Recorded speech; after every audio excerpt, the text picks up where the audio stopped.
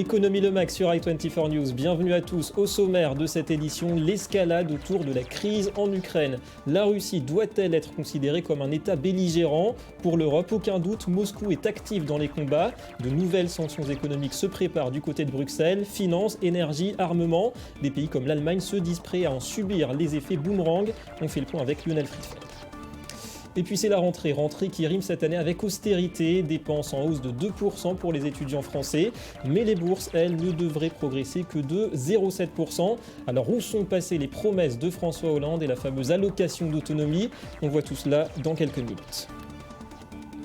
Voilà pour les titres, merci d'être avec nous. L'actu économique à l'international. Pour commencer avec d'abord ce sommet qui réunit la deuxième et la troisième économie d'Asie, le Japon de Shinzo Abe et l'Inde de Narendra Modi, deux premiers ministres qui s'entendent bien avec un adversaire commun finalement, c'est bien sûr la Chine. Les discussions ce lundi visaient à renforcer l'alliance régionale face à Pékin et cela passe aussi par le développement des échanges commerciaux. Tokyo n'est que le quatrième investisseur en Inde, 2 milliards de dollars l'an dernier, de quoi justifier la présence de nombreux entrepreneurs aux côtés de Narendra Modi. New Delhi pourrait obtenir notamment un demi-milliard de dollars de prêts à faible taux d'intérêt pour la construction d'infrastructures. Nous voulons mettre l'accent sur le développement des compétences pour que l'Inde puisse jouer un grand rôle dans la satisfaction des besoins mondiaux en main-d'œuvre d'ici 2020. Nous voulons nous concentrer sur le développement des compétences en suivant l'exemple du Japon, qui se distingue par sa qualité, son efficacité et sa discipline. Nous ne voulons aucune lacune dans ces domaines. Voilà, et autre enjeu, outre l'énergie nucléaire, la coopération dans le domaine des terres rares nécessaires pour les composants de haute technologie. Tokyo espère ainsi réduire sa dépendance vis-à-vis de la Chine.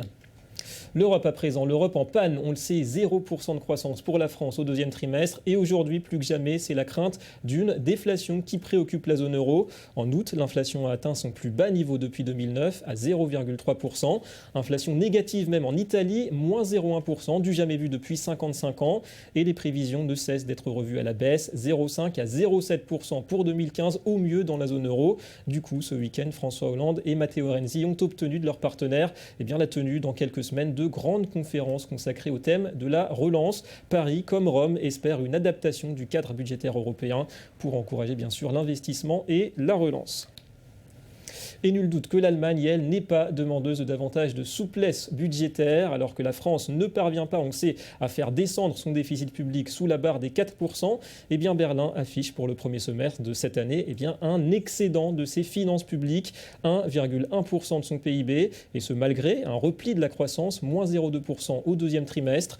Et c'est dans ce contexte que le parti allemand anti-euro a fait son entrée hier et pour la première fois dans un parlement régional, un scrutin en Saxe, dans l'est du pays, pour un vrai succès des eurosceptiques.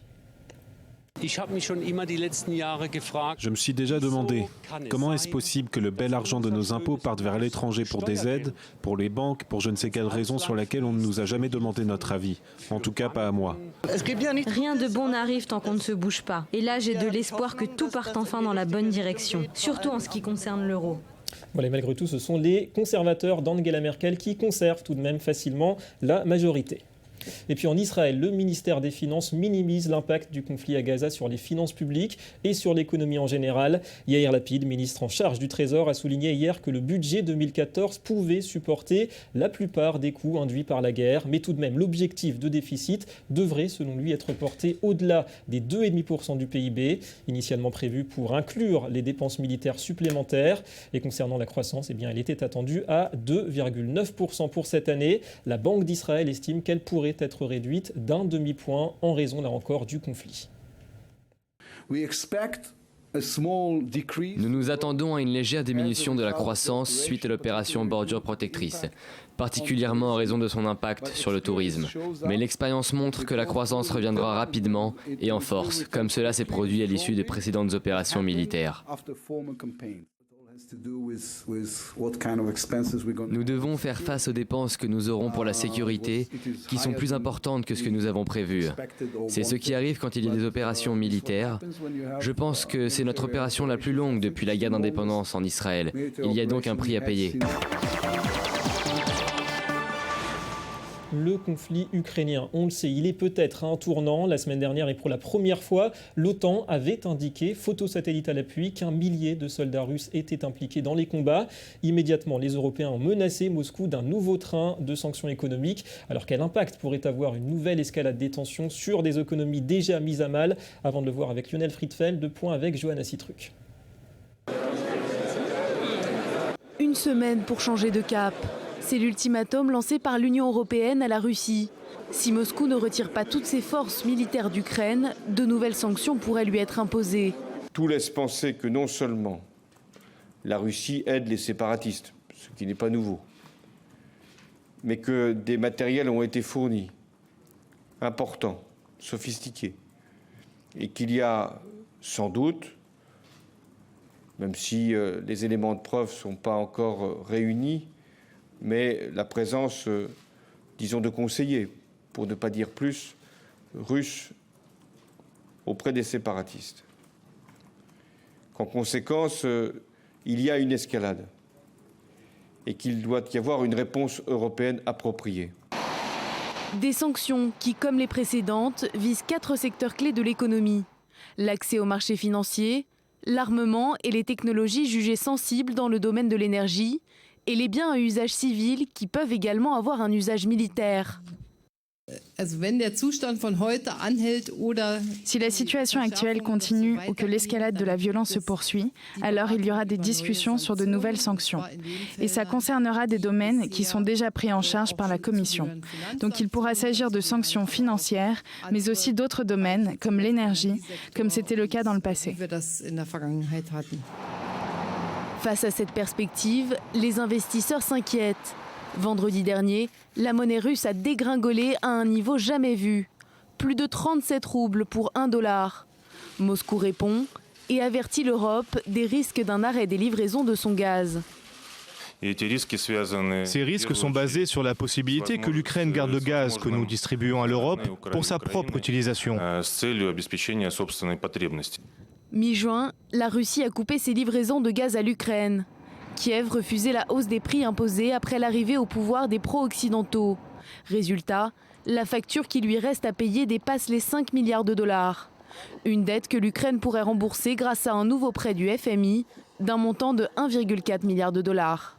Voilà l'énergie qui reste bien sûr au cœur de ce conflit en Europe de l'Est. Alors l'Europe et la Russie peuvent-elles se permettre vraiment de durcir encore leur confrontation qui se résume, on le rappelle, pour l'heure à des sanctions et des embargos ciblés? On va en parler avec vous, Lionel Friedfeld, de retour. Bienvenue à vous, bonjour David. Notre analyse financière. Alors Lionel, l'Europe a peut-être envoyé un nouveau signal ce week-end avec la nomination du Polonais Donald Tusk à la tête du Conseil européen. Il est connu d'ailleurs pour ses positions anti-russes. Le bras de fer est parti pour durer là. Alors on peut effectivement le penser, et ce dimanche, des sanctions supplémentaires ont été données envers la Russie, notamment l'interdiction de la Russie au marché financier européen. Premièrement, l'accès à la technologie, également à l'armement et aux biens de consommation civile qui pourraient avoir des répercussions dans le militaire. Des menaces assez précises. Alors en parallèle, les indicateurs, on le sait, en Europe ne sont pas bons, côté européen, croissance, chômage, inflation. Bruxelles a vraiment les moyens d'une rupture, vous pensez, économique avec Moscou ? Alors effectivement, on le sait très bien, la zone euro ne va pas très bien. L'Allemagne, qui était le moteur historique, a ralenti, une contraction notamment de sa croissance de 0,2% au deuxième trimestre. La France va très très mal, peu de croissance. Tous les grands pavillons industriels passent sous des grandes sociétés internationales. Et l'Italie qui vient de rentrer en récession. Donc effectivement, la croissance ne viendra pas de l'Europe et cette crise avec la Russie risque de l'aggraver. On a l'impression un petit peu qu'on se met quand même des limites. Angela Merkel qui a dit qu'elle était prête à supporter pour l'Allemagne les conséquences économiques de ce bras de fer.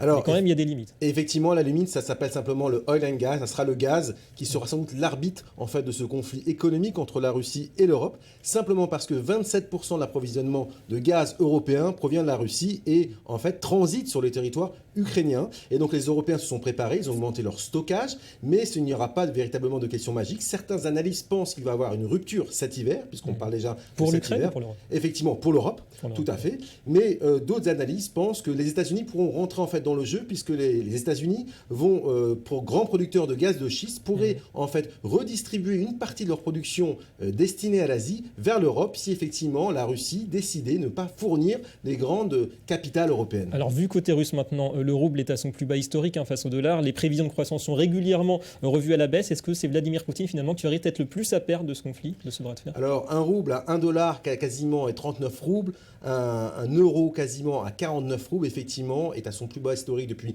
quelques mois. Effectivement la Russie en fait est une puissance mondiale, 8e puissance économique avec 2000 milliards de PNB, elle est moyenne de ses ambitions, mais ça sera une problématique future. Alors on va écouter justement l'avis de la présidente de la commission du renseignement du Sénat des États-Unis qui, elle, ne croit pas que les sanctions font peur à Moscou. Les gens disent « attendons jusqu'à ce que les sanctions agissent et que l'économie dérape ». Mais je ne pense pas de cette manière. Je pense que si les Russes tiennent, ce qui est le cas jusqu'à aujourd'hui, ils sont très courageux et déterminés, eh bien ils surmonteront toutes les difficultés économiques. Lionel, en 2 mots, des portes de sortie pour la Russie, peut-être la Chine, l'Iran ou les économies, les marchés d'Asie du Sud-Est? Effectivement, on l'a déjà vu notamment avec un réchauffement des relations avec le Japon et sans doute la Chine. Merci Lionel Friedfeld pour toutes ces explications. Allez, autre titre maintenant. La rentrée, c'était ce lundi en France pour les professeurs, demain pour les élèves et pour de nombreux étudiants. Cette année sera sans doute aussi une année d'austérité avec des dépenses en hausse constante et des bourses en parallèle qui ne suivent pas tout à fait le même rythme de croissance. Alors François Hollande avait promis en début de quinquennat une allocation d'autonomie pour plus d'égalité. Elle se fait toujours attendre. Éric Berdugo. L'été se termine, la rentrée approche et les étudiants français s'acheminent vers une nouvelle année scolaire qui s'annonce dépensière. Loyer d'habitation, nourriture, frais de scolarité, vie quotidienne. Voici autant de dépenses qui vont augmenter alors que les bourses de l'État ne suivent pas particulièrement. L'UNEF a tiré la sonnette d'alarme. Pour 2014, le premier syndicat des jeunes en formation chiffre à 2% la hausse du coût de la vie étudiante par rapport à l'année précédente. Les bourses ne devraient augmenter que de 0,7%, un manque à gagner certain. Pour pallier à ce problème, de plus en plus de futurs travailleurs sont forcés de trouver un job pour subvenir à leurs besoins. J'ai fait ma première année sans bosser, vraiment à plein temps. Je faisais du babysitting, du soutien scolaire, mais c'était pas suffisant si je voulais pouvoir vraiment faire quelque chose. Donc j'ai pas eu le choix de prendre un emploi. J'ai réussi à en avoir un à mi-temps, mais je sais qu'il est hors de question que je prendre quelque chose à plein temps parce que je ne pourrais jamais réussir mes études. Au début de son quinquennat, le président de la République s'était engagé à réformer le système d'aide aux étudiants. Un système vieux de 60 ans.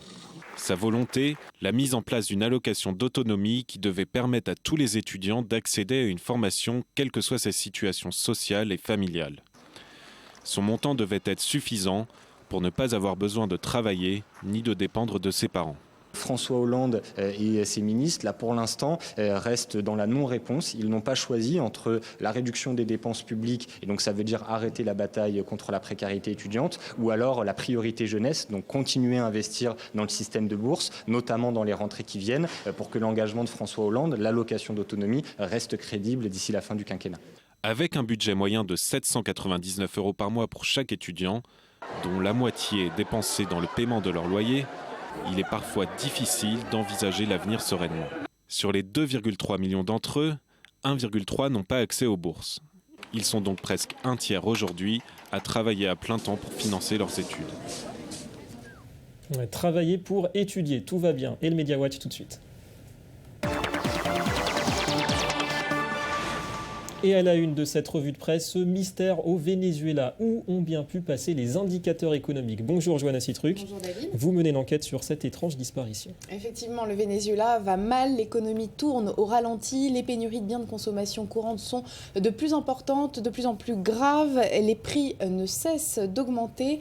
En mai, l'inflation était estimée à plus de 60% sur un an, mais depuis cette période, donc depuis le mois de mai, plus aucun indicateur économique n'a été publié. D'après certains experts, certains économistes, si la Banque centrale du Venezuela n'a donner aucune information, à cacher ces données, c'est parce qu'elles sont particulièrement mauvaises. Résultat, les consommateurs, les entreprises, mais aussi les investisseurs doivent avancer dans un flou, dans un espèce de brouillard économique. Ils ne peuvent pas planifier l'avenir, prendre des décisions en connaissance de cause, mais d'après certaines estimations indépendantes, donc qui ne sont pas celles de la Banque centrale, qui ne sont pas officielles, au premier semestre, le PIB aurait chuté de 4% et sur l'année 2014, il devrait perdre 5%. Voilà, ceci explique cela. Alors, autre surprise, Johanna, en Écosse cette fois, un individu a tenté de vendre son vote pour le référendum sur l'indépendance. Et il a été arrêté d'ailleurs. Oui, le 18 septembre prochain, les Écossais vont devoir voter, vont devoir dire si oui ou non leur nation doit prendre son indépendance par rapport au Royaume-Uni.